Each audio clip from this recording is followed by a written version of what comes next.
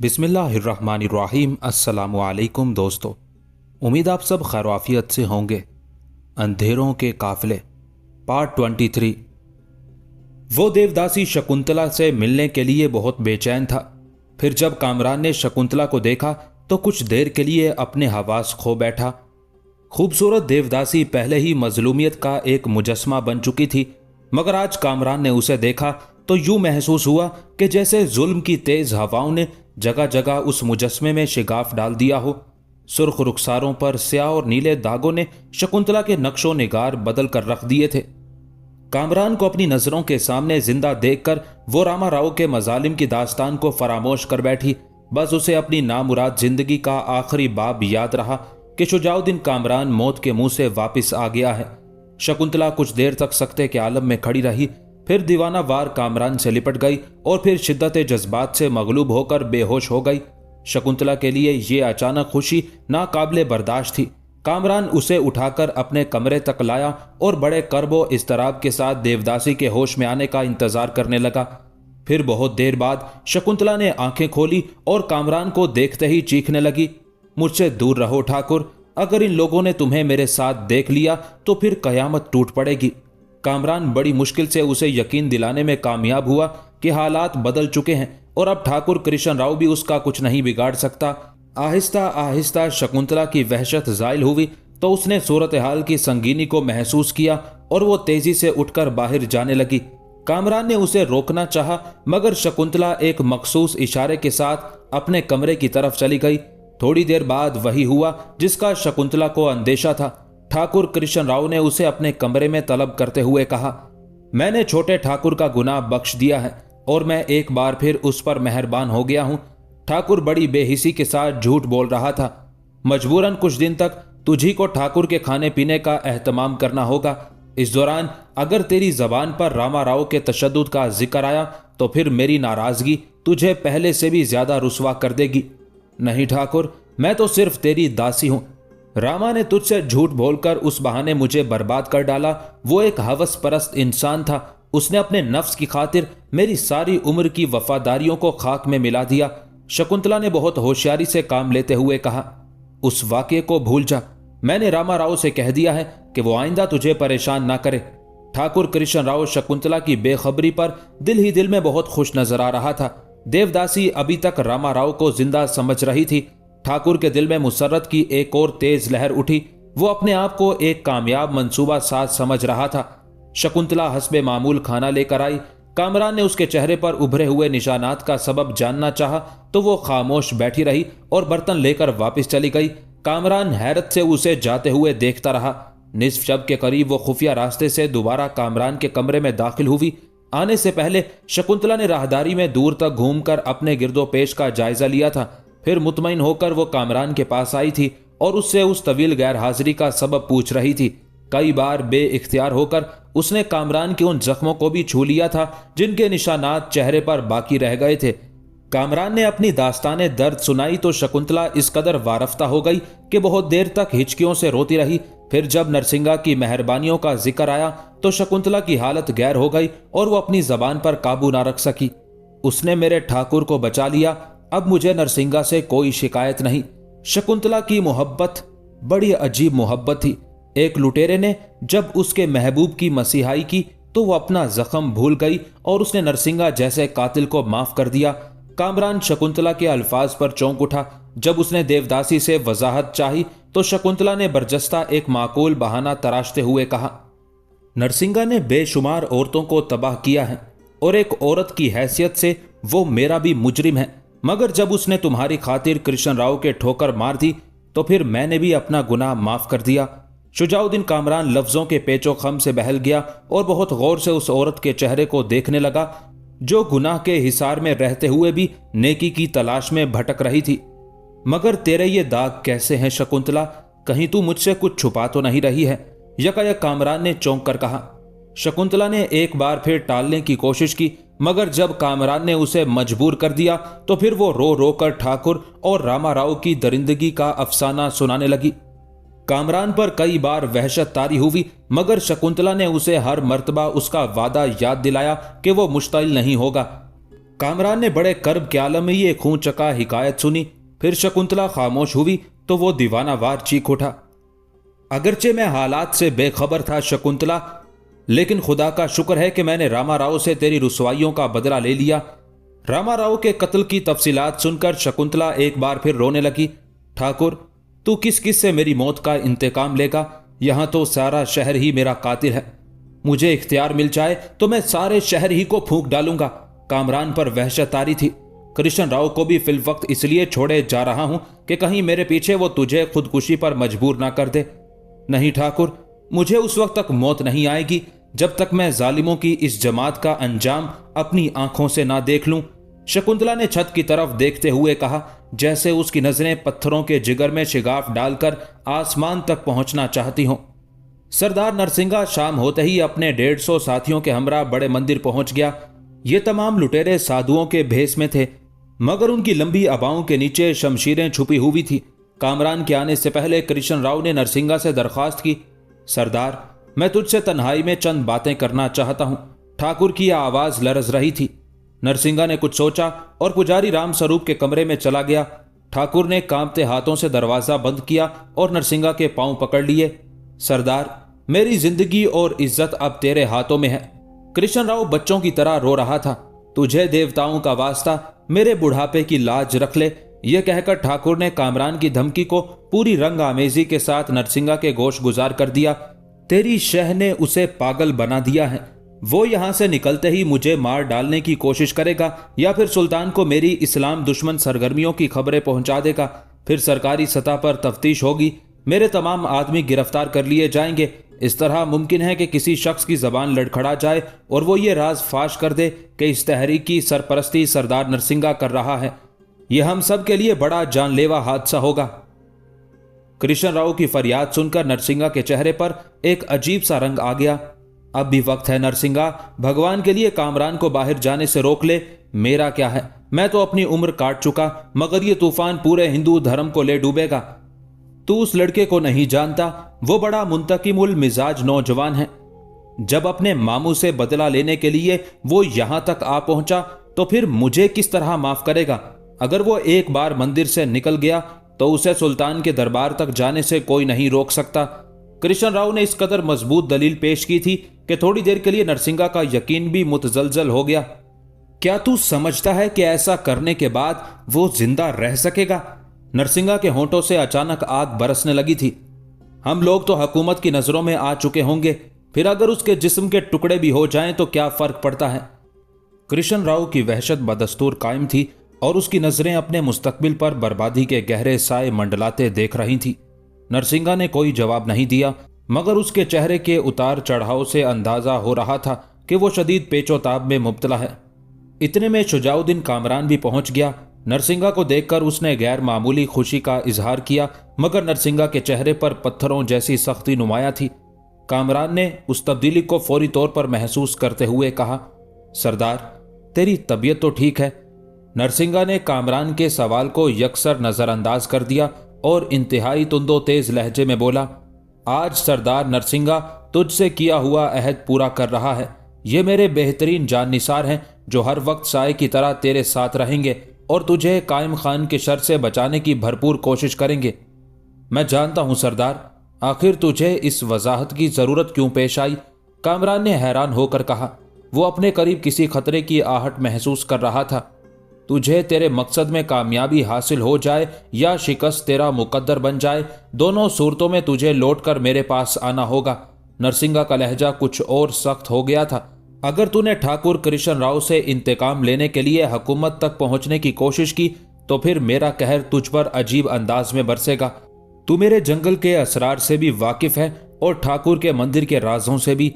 अगर तेरी जबान को लग्जिश हुई तो मैं तुझसे कोई बाजपुर्स नहीं करूंगा। मेरे आदमी तेरी बूढ़ी मां की लाश मुझ तक पहुंचा देंगे। बदअहदी की यह सजा तेरे लिए काफी होगी। सरदार नरसिंगा की यह तनबीह शुजाउद्दीन कामरान के लिए नाकाबिले फहम थी। वो सोच भी नहीं सकता था कि नरसिंगा उससे इस कदर खौफनाक लहजे में बात करेगा। सरदार, मुझे इसकी शिकायत नहीं कि तेरी आवाज जारहाना है और चेहरे पर वहशत व बर्बरियत का रंग नुमाया है। कामरान ने इंतहाई कर्ब के साथ कहा, मैं जानता हूं कि तू सरापा ये आग है।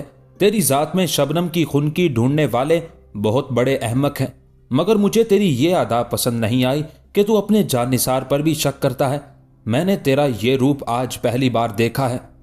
अपने आप को धोखा ना दे छोटे ठाकुर। तू ये बात भी खूब जानता है कि नरसिंगा किसी पर एतबार नहीं करता। सरदार के चेहरे और आवाज से भी रौनक झलक रही थी। मेरी दुनिया के अपने कानून हैं, मैं किसी के असूल और जाब्ते का मोहताज नहीं। शुजाउद्दीन कामरान ने मजीद कुछ कहना चाहा, मगर नरसिंगा दरमियान ही में बोल उठा, कामयाबी तेरे कदम चूमे या नाकामी तेरा मुकद्दर बन जाए, तुझे हर हाल में लौटकर मेरे पास आना है। अगर तू वापस ना आया तो मैं पहले ही तेरे लिए दर्दनाक सजा का इंतखाब कर चुका हूं। नरसिंगा गद्दारों को एक वार में हलाक नहीं करता, वो उन्हें तड़पा तड़पा कर मारता है। पुजारी रामस्वरूप के कमरे पर गहरा सकूत तारी था। कामरान की हालत नाकाबिले बयान थी, मगर ठाकुर कृष्ण राव बहुत ज्यादा मुतमईन नजर आ रहा था और उसके होंठों पर एक फातिहाना मुस्कुराहट नाच रही थी। यकायक सरदार नरसिंगा पुजारी के कमरे से निकल आया। उसकी तकलीद में पहले कृष्ण राव बाहर निकला और फिर शुजाउद्दीन कामरान भी मंदिर के सहन में आ गया, जहां नरसिंगा के 150 कज़ाक साधुओं के भेष में चुपचाप खड़े थे। नरसिंगा ने अपने साथियों को मुखातिब करते हुए कहा, अगर किस्मत की खराबी के सबब बाजी उलट जाए और कायम खान के आदमी छोटे ठाकुर पर काबू पा लें तो फिर इसे बेदरेक कत्ल कर देना।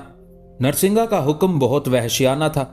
सिर्फ छोटे ठाकुर की बात नहीं, अगर तुम में से भी कोई नामुराद जख्मी हो जाए और उसके गिरफ्तार हो जाने का अंदेशा हो तो फिर उस पर लाजिम है कि वो अपनी ही तलवार से अपनी गर्दन काट डाले।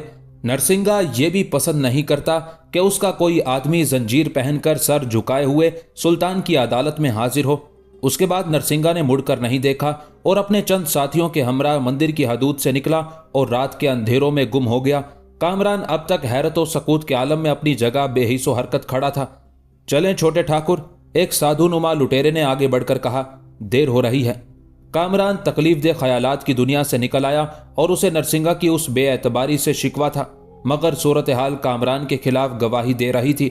नरसिंगा से उसका कोई रिश्ता नहीं था, ना मजहब का रिश्ता और ना समाज का रिश्ता। एक अमन पसंद शहरी से कज़ाक का रिश्ता हो भी नहीं सकता। उस ख्याल ने कामरान को तसल्ली दी और वो ख्वाबों की बस्ती से निकलकर हकीकत के मक्तल में चला आया। कामरान ने पुरसकून अंदाज से उस कज़ाक की तरफ देखा जो वक्त गुजरने का एहसास दिला रहा था। चलो। अचानक कामरान मुस्कुराने लगा। मेरी तलवार कहाँ है? उसने अपने करीब खड़े हुए कज़ाकों को मुखातिब करते हुए कहा, शायद मैं उसे जंगल ही में भूल आया हूं, मुझे एक बार फिर वहां जाना होगा। एक लुटेरे ने अपनी जर्द लंबी अबा के नीचे से तलवार निकाली और उसे कामरान की तरफ बढ़ाते हुए बोला, सरदार, मामूली सी मामूली बात को भी नजरअंदाज नहीं करते। कामरान ने चौंक कर तलवार को देखा। यह नरसिंगा की दी हुई वही तलवार थी जिससे उसने रामा राव को कत्ल किया था। शुजाउद्दीन कामरान ने खुशी से तलवार ले ली और उसे बागौर देखने लगा। सरदार ने चलते वक्त मुझसे कहा था कि इस तलवार को उस वक्त तक टूटना नहीं चाहिए जब तक दुश्मन खाक में न मिल जाए। कामरान ने लुटेरे की बात का कोई जवाब नहीं दिया, बस उसने एक नजर आसमान की तरफ देखा जहां गहरी तारीकी में बेशुमार सितारे झिलमिला रहे थे। फिर वो अपने गिरदो पेश को फरामोश करके आगे बढ़ा। कामरान, मेरा बेहतरीन मशवरा यही है कि इस मंदिर की हदूद से बाहर ना जा, और अगर तुझे जाना ही है तो सरदार के एक एक हुक्म की तामील करना, नहीं तो दुनिया की कोई ताकत तेरी जिंदगी की जमानत नहीं दे सकती। जवानी का जोश तुझे वरगलाए तो अपनी माँ के बुढ़ापे का ख्याल करना। ठाकुर कृष्ण राव ने बड़ी अय्यारी के साथ सरदार नरसिंगा के अल्फाज दोहराए थे। वो चलते चलते भी उसे आजार पहुंचाना चाहता था, मगर कामरान ने ठाकुर की तनबीह को इस तरह जुठला दिया जैसे कोई मुसाफिर रास्ते की गर्द को झाड़कर अपना लिबास साफ कर देता है। शहर दिल्ली की वो बड़ी अजीब रात थी। सुल्तान नासिरुद्दीन महमूद अपने मखसूस कमरे में सजदा रेज था।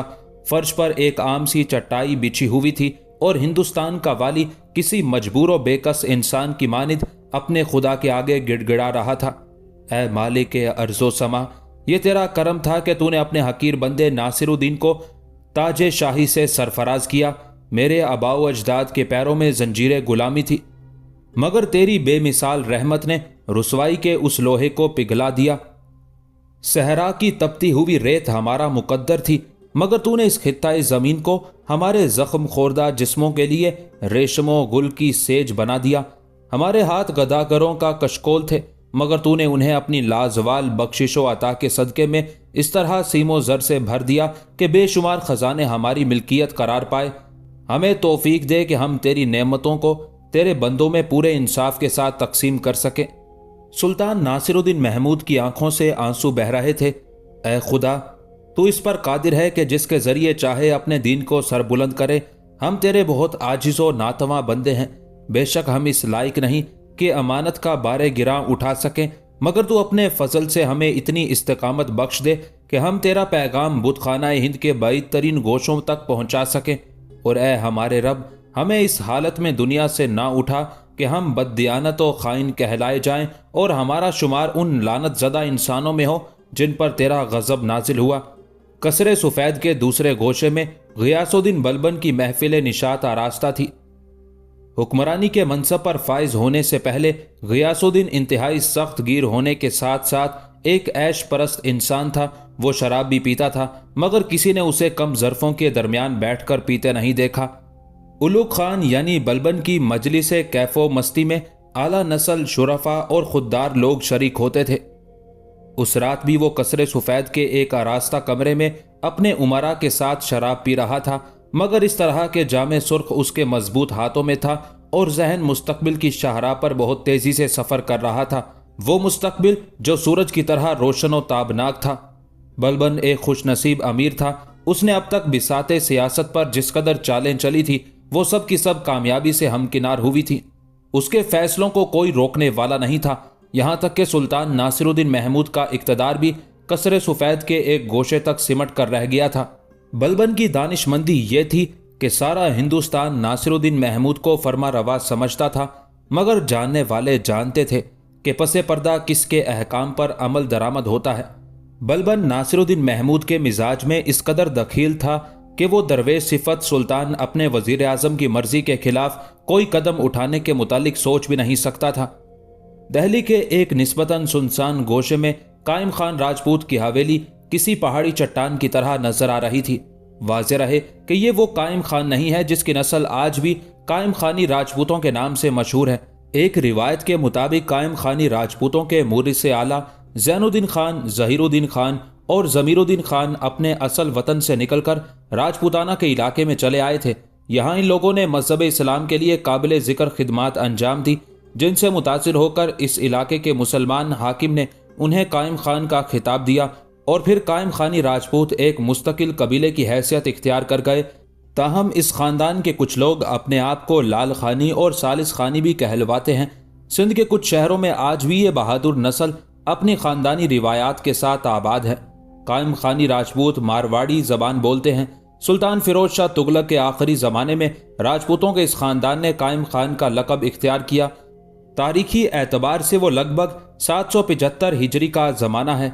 हमारी कहानी का बुरा आदमी कायम खान राजपूत तकरीबन 620 हिजरी में पैदा हुआ था।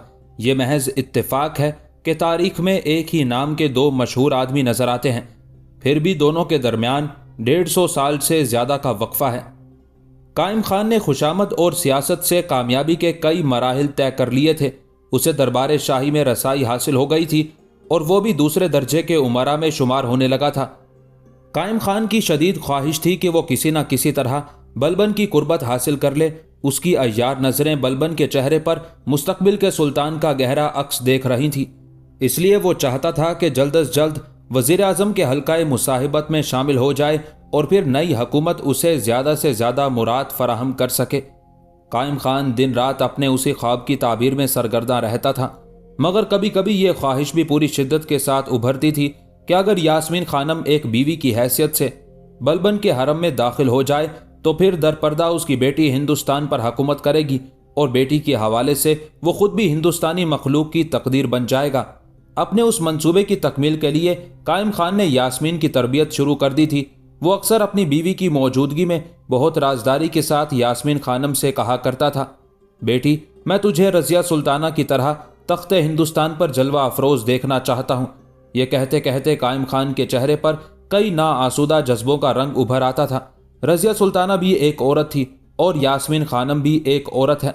कायम खान अपनी बीवी से मुखातिब होकर कहता, फिर मेरी बेटी के सर पर ताज जरनिगार क्यों नहीं सजाया जा सकता? अचानक कायम खान रजिया सुल्ताना से यास्मीन खानम का मुकाबला करने लगता। रजिया खूबसूरत थी तो मेरी बेटी खूबसूरत तर है। वो बेहतरीन शाहसवार थी तो यास्मीन भी फनून सिपागरी से वाकिफ है।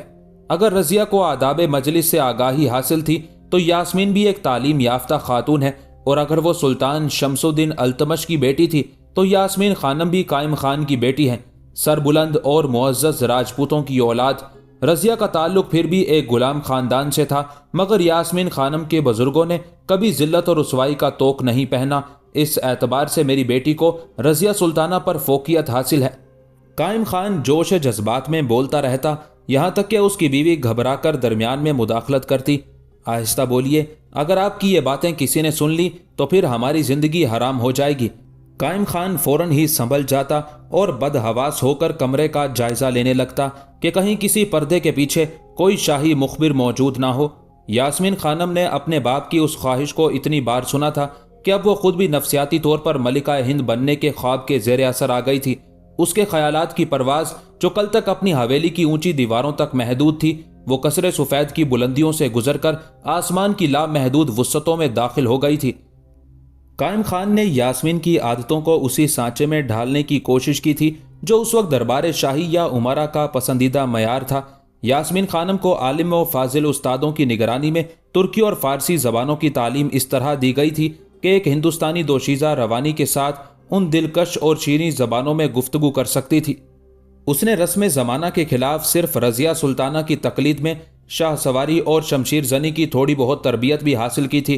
कायम खान अपनी बेटी को हर एतबार से एक मुकम्मल औरत बनाना चाहता था ताकि बलबन यास्मीन की शख्सियत से मुतासिर होकर उसका रिश्ता मांग सके। कायम खान के इमा पर यास्मीन शाही हरमसरा की तमाम तकरीबात में बहुत एहतमाम के साथ शरीक होती थी। नासिरुद्दीन महमूद और दीगर उमरा के खानदान की औरतें उसे पसंदीदा नजरों से देखती, मगर किसी ने बलबन के कान में यास्मीन खानम के हुस्न के कसीदे नहीं पढ़े। शायद उसकी वजह यह हो कि बलबन फितरतन ओबाश इंसान नहीं था।